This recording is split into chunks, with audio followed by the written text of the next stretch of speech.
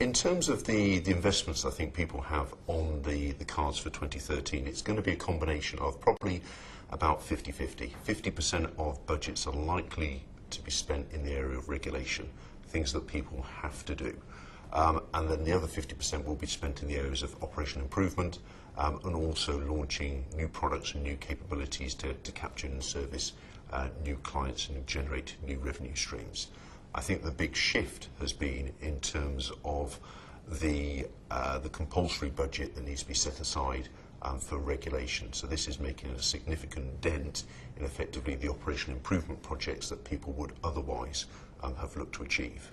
If we look back in terms of what happened in 2012, in terms of people had perceived there to be a regulatory tsunami that was on the cards, I guess the learning has been that these things take longer, happen slower, but effectively you can't unmobilise the people who are looking at this area. You need to keep them on watch because there are constant refreshes that happen in terms of the regulation.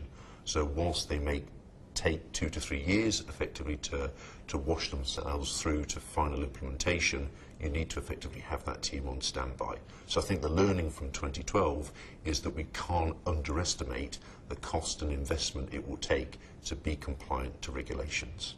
So DST has created an advisory channel within its product management and product strategy group. That means we have resources that are constantly looking at all of the regulations that are taking place across the globe. So we're currently tracking about 15 regulations actively across the areas in terms of UCITS for unit pricing, fund collective distribution, and also actively in the areas of Dodd-Frank in terms of OTC market reform. In terms of the advisory channel that we've created, they actively then impact and influence the product roadmap. So we'll start to see in 2013 a number of functional enhancements that will put in the area of swaps processing to enable the processing with central clearing counterparties and also intraday margining. Those are the things that we're looking to effectively deliver on as a response to the OTC market reform.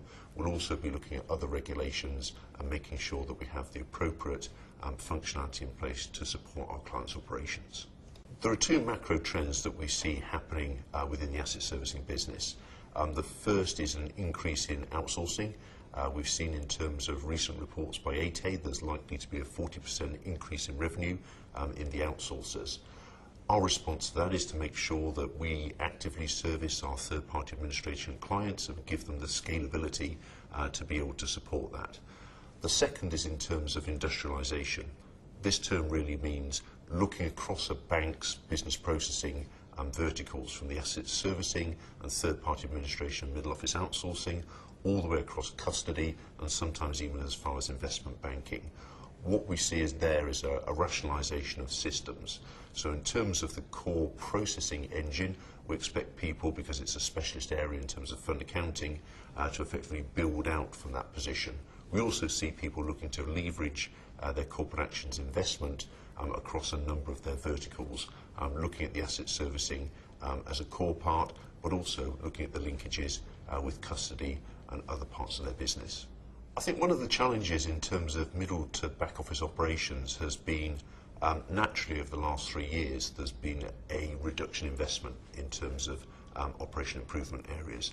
I think some of those constraints will still exist, but that's not because of funding. That's effectively because we now have a competing budget pool which is for regulatory improvements. But I think that therefore helps us to sharpen our minds on the key projects that need to be delivered in 2013. And I think the key ones there, people will still look to optimise their unit pricing environment and still look to get improvements in the corporate actions arena.